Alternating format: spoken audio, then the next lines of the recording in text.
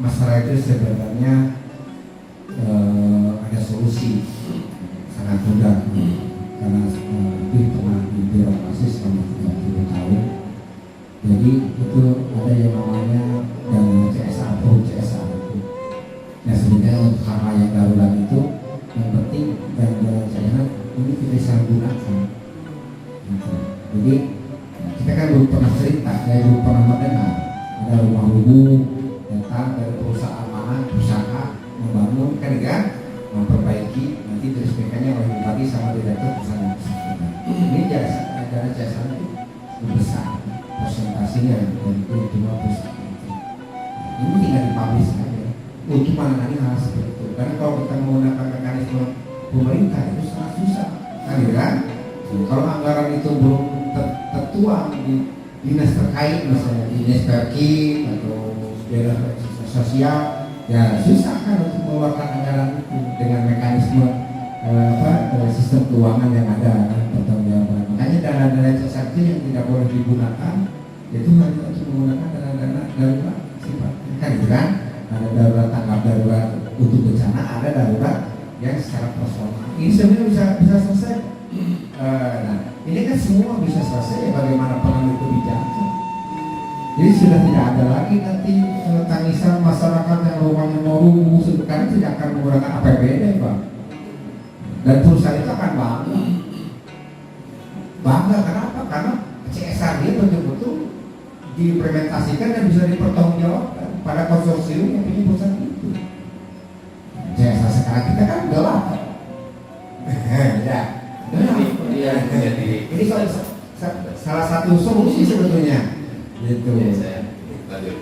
Jadi gini, ya saya sepakat dengan Abi bahwa dikaca dari Supados anak langsung bisa menjadi jawaban, solusi jawaban. Lalu pertama, saya sama-sama alhamdulillah di Kabupaten Bandung Barat, mungkin nanti dia namanya ditepatkan hari ini. Ternyata banyak orang-orang yang betul-betul militan dengan yang namanya aktivis atau orang-orang pergerakan yang selama ini Abi berlaku paus lah, gitu kan? Tidak harus saya cerita. Tapi ternyata yang bergabung dengan kami itu adalah aktivis-aktivis atau orang-orang yang memang selama ini terabaikan oleh pemerintah. Gitu ya. Sementara hubungan birokrasi sangat luar biasa. Apa yang ibu rasakan sama. Saya masih punya 2 PR saat ini di rumah, termasuk yang beberapa waktu lalu saya up di media. Itu adalah PR. Sampai saya dipanggil oleh dinas sosial dan saya juga menghadap ke Ibu Kadis Perti. Ternyata betul apa yang disampaikan sama bahwa keuangan itu di birokrasi itu tidak serta-merta bisa dipergunakan dan mereka juga saat ini tidak ada anggaran. Bahkan bagaimana mereka harus mengatasi hal ini untuk bisa membuat sebuah kebijakan itu menjadi kebijakan, karena 1 rupiah pun juga akan jadi temuan ketika memang itu salah. Nah akhirnya saya juga diberi saran oleh dinas sosial dan PMI. Nah kebetulan kami adalah sekarang sudah yayasan, insya Allah pemindah. Nah dilakukanlah ada pemindahan nanti secara alur birokrasi penggunaan yang selama ini di dinas sosial. Penggunaan dana itu adalah untuk membangun sebuah tempat edukasi kayak madrasah atau tempat membaca Al-Quran anak sosial seperti itu. Tetapi saran sama, birokrasi menyarankan bagaimana CSR kita bisa berdampingan. Nah yang jadi pertanyaan besar saat ini yang saya akan sampaikan sama Abi, masalah CSR. Dan ini harus kita tembus dan harus ada dukungan daripada masyarakat dan perkumpulan-perkumpulan yang ada di KPP. Saya 3 kali menghadap ke Indonesia Power, termasuk keluhan-keluhan tanggung jawab Indonesia Power terhadap lingkungan yang dipakai oleh masyarakat, khususnya di KPP di wilayah selatan, khususnya di wilayah disajikan Rakyat. Karena adanya pembiaran dari IPEC, adanya pembiaran dari pemerintah setempat, sehingga bertaburanlah narkoba dan perdagangan seks bebas di wilayah kami. Dan pertengahan Ramadan saya alhamdulillah turun ke lapangan, saya bergerak di sana. Saya memang tidak publish sudahlah, karena bulan puasa takut apa segala macam. Intinya seperti itu. Nah, saya sangat senang nih ketika dipanggil dikasih clue sama Abi CSR. Itu kalau toh memang untuk kepentingan masyarakat itu bisa dipergunakan. Dan KBB ini tidak miskin. KBB ini tidak dipisit. Saya belajar hukum tata negara saat ini. Ternyata KBB itu tidak miskin loh. KBB itu tidak dipisit. Kalau yang mengatakan KBB itu dipisit berarti pemimpinnya tidak berpikir yang logis untuk mengelola Kabupaten Bandung Barat. Karena apa? SDA, sumber daya alam, sumber daya di manusia di KBB ini luar biasa. Satu saja yang dikelola tentang tata kelola parkir di KBB terintegrasi diurus gubernur. Sudah ada berapa tempat parkir di tempat-tempat yang dikelola oleh pemerintah dengan baik di sini. Nah, pertanyaannya, mudah-mudahan ini menjadi solusi. Bagaimana tatanan pemimpin kita bisa menembus CSR itu untuk pemberdayaan masyarakat kita ke depan. Jangan sampai hanya mengandalkan kekayaan saat ini karena dia sebagai pemimpin yang kaya raya bisa berbuat, tetapi tidak tahu alur ke masyarakat. Kalau harta pribadi sampai di mana? Dikeruk rumah gue. Pemerintah, saya paham dengan pemerintah. Saya dekat dengan pemerintah birokrasi sesuai alur dinas yang ada. Dari mulai dinas pariwisata kebudayaan, dinas pendidikan, dinas sosial, Perkim, dinas koperasi UMKM, termasuk Kakes Bangpol juga saya paham. Dadana rese di kerokna jujur dan saya paham. Jadi tidak bisa kita juga mendapatkan dana itu. Mereka juga ripuh dan saya paham di situ. Barulah saya mengerti ketika saya masuk di dalamnya. Cuman yang jadi pertanyaan besar saya sama di kamanakeun CSR dan harus seperti apa kelola CSR untuk kemaslahatan umat. Saat itu pertanyaan Abdi sebagai masyarakat Kabupaten Bandung Barat supaya ibu tidak menangis lagi, tidak menjerit lagi dengan hal yang itu. Berikan kami solusi dari saat ini ke depan. Terima kasih, Bi.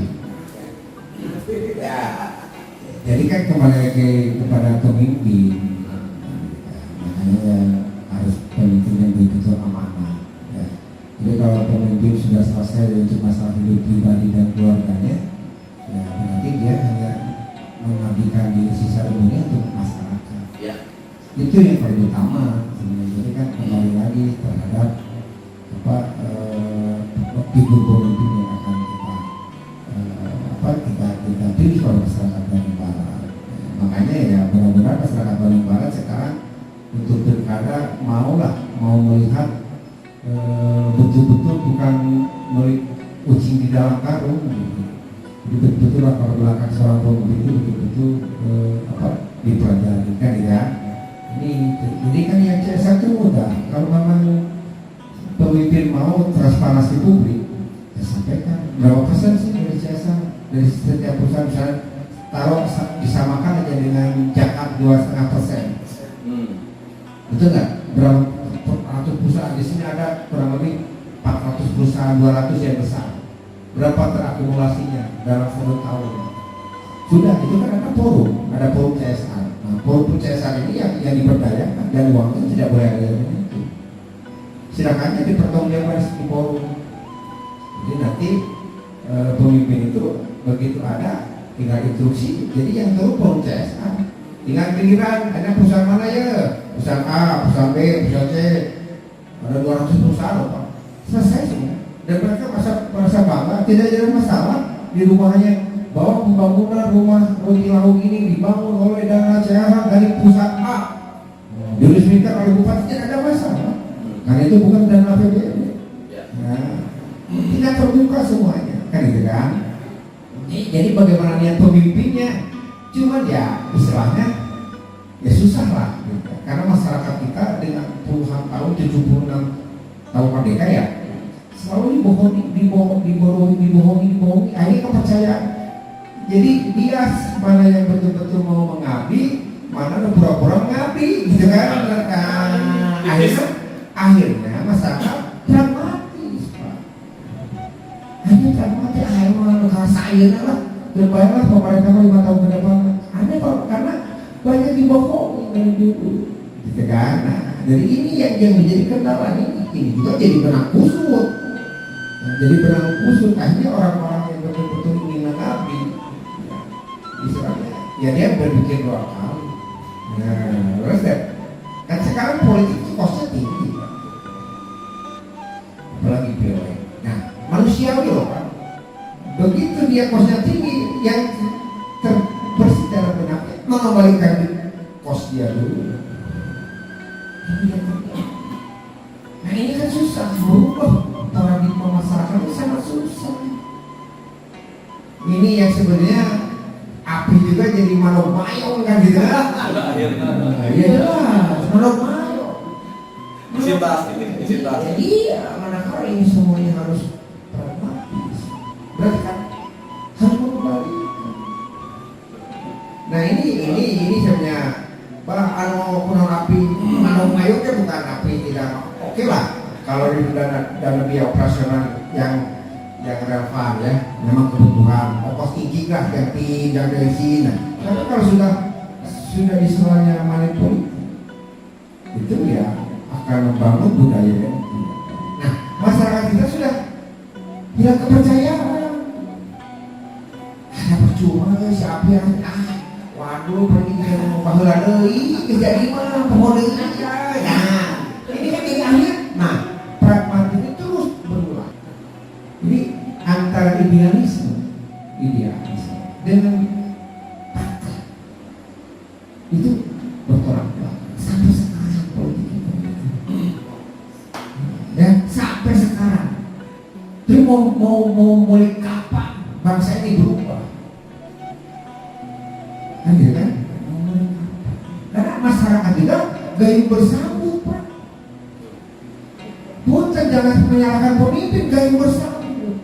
Tapi pada saat masyarakat memberikan efek jerah, duit mata lima, kiriman untuk bayar duit, itu lagi. Jadi ada efek jerah. Jadi semua berubah. Revolusi mental harus berangkatnya dari masyarakat sendiri.